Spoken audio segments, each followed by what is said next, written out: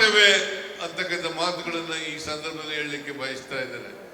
ಆದ್ರಿಂದ ಈಗ ನಾವು 5,000 ಅಲ್ಲ 5,000 ಶಾಲೆಗಳಲ್ಲಿ UKG LKG ಮಾಡ್ತಾ ಇರ್ತಕ್ಕಂಥದ್ದು.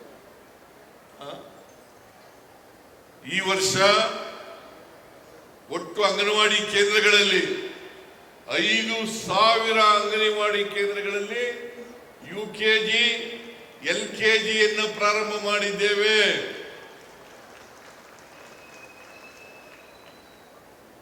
ಮುಂದಿನ ದಿನಗಳಲ್ಲಿ ಇನ್ನೂ ಹೆಚ್ಚು ಅಂಗನವಾಡಿ ಕೇಂದ್ರಗಳಲ್ಲಿ ಈ LKG UKG ತರಗತಿಗಳನ್ನು ಪ್ರಾರಂಭ ಮಾಡ್ತೇವೆ ಅಂತಕ್ಕಂಥ ಮಾತುಗಳನ್ನು ಹೇಳಲಿಕ್ಕೆ ಬಯಸ್ತಾ ಇದ್ದೇನೆ. ಏನಮ್ಮ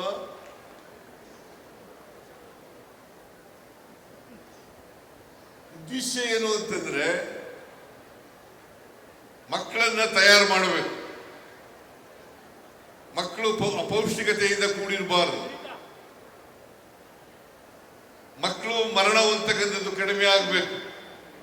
ತಾಯಿಗಳು ಮಕ್ಕಳು ಮರಣ ಹೊಂದತಕ್ಕಂಥದ್ದು ಕಡಿಮೆ ಆಗಬೇಕು. ಇವತ್ತು 69,922 ಅಂಗನವಾಡಿ ಕೇಂದ್ರಗಳನ್ನು ಮಾಡಿದ್ದೇವೆ. ಆಮೇಲೆ ಉದ್ಯೋಗದ ಎಲ್ಲ DC-ಗಳಿಗೆ ಅಧಿಕಾರ ಕೊಟ್ಟಿದ್ದೀವಿ. ಅಂಗನವಾಡಿ ಕೇಂದ್ರಗಳಲ್ಲಿ ಖಾಲಿ ಆದರೆ ತಕ್ಷಣ ಅದನ್ನು ಭರ್ತಿ ಪ್ರಮಾಣಗಳಿಂದ ತುಳಿತಕ್ಕೆ ಒಳಗಾದಂತ ಸಮುದಾಯ.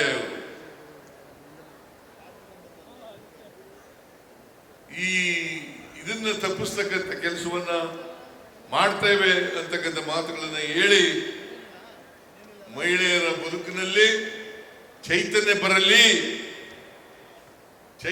ಬರಲಿ ಎಂಬುದನ್ನ, ಆಮೇಲೆ ಇದೇ ಸಂದರ್ಭದಲ್ಲಿ ವಿಶ್ವ ಹಿರಿಯ ನಾಗರಿಕರ ದಿನಾಚರಣೆಯನ್ನು ಕೂಡ ಆಚರಣೆ ಮಾಡ್ತಾ ಇದ್ದೀವಿ. ವಿಶ್ವ ಹಿರಿಯರ ನಾಗರಿಕರ ದಿನಾಚರಣೆ ಮಾಡ್ತಾ ಇದ್ದೀವಿ. ಜೊತೆಗೆ ಹಿರಿಯರಿಗೆ ಸನ್ಮಾನವನ್ನು ಕೂಡ ಮಾಡ್ತಾ ಇದ್ದೀವಿ.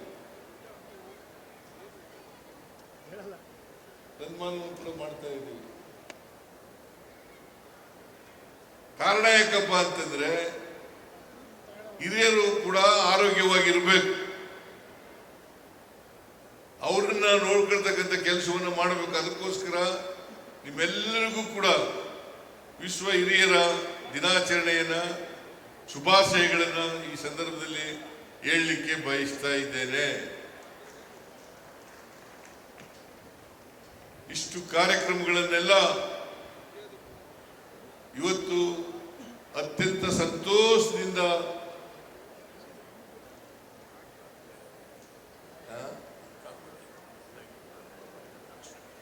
ಯಾವುದು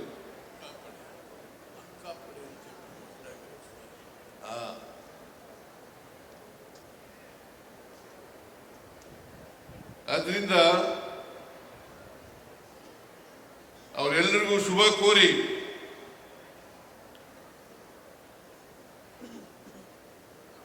ಎಲ್ಲ ಹಿರಿಯರು ಮತ್ತೆ ಇವತ್ತು ಯಾರ್ಯಾರಿಗೆ ಸನ್ಮಾನ ಮಾಡ್ತಾರೆ ಅವರೆಲ್ಲರಿಗೂ ಕೂಡ ಅಭಿನಂದನೆಗಳನ್ನು ಹೇಳಲಿಕ್ಕೆ ಬಯಸ್ತಾ ಇದ್ದೇನೆ.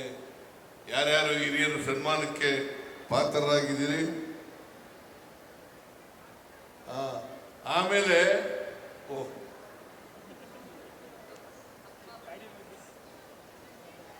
ಮಹಿಳೆಯರ ರಕ್ಷಣೆಗೋಸ್ಕರ,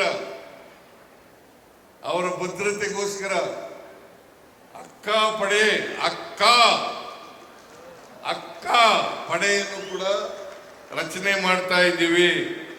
ಇದರ ಯೋಜನೆಯನ್ನು ಕೂಡ ಅತ್ಯಂತ ಸಂತೋಷದಿಂದ ಉದ್ಘಾಟನೆ ಮಾಡಿ ಇದರ ಘೋಷಣೆಯನ್ನ ಮಾಡಿದ್ದೇನೆ ಅಂತಕ್ಕಂಥ ಮಾತುಗಳನ್ನು ಈ ಸಂದರ್ಭದಲ್ಲಿ ಹೇಳಲಿಕ್ಕೆ ಬಯಸ್ತಾ ಇದ್ದೇವೆ. ಮಹಿಳೆಯರ ರಕ್ಷಣೆ, ಅವರ ಭದ್ರತೆಗೋಸ್ಕರ ಈ ಅಕ್ಕ ಪಡೆ ಕೆಲಸ ಮಾಡುತ್ತದೆ. ಇದನ್ನ ಇವತ್ತು ಉದ್ಘಾಟನೆ ಮಾಡಿದ್ದೇನೆ, ಮತ್ತೆ ಅದರ ಘೋಷಣೆಯನ್ನು ಕೂಡ ಮಾಡಿದ್ದೇನೆ. ನಿಮ್ಮ ರಕ್ಷಣೆಗೋಸ್ಕರ, ನಿಮ್ಮ ಭದ್ರತೆಗೋಸ್ಕರ ಮಾಡಿರ್ತಕ್ಕಂಥದ್ದು. ಇಷ್ಟನ್ನ ಹೇಳಿ ನಿಮ್ಮೆಲ್ಲರಿಗೂ ಶುಭ ಕೋರಿ ನನ್ನ ಮಾತುಗಳನ್ನು ಮುಗಿಸ್ತೇನೆ.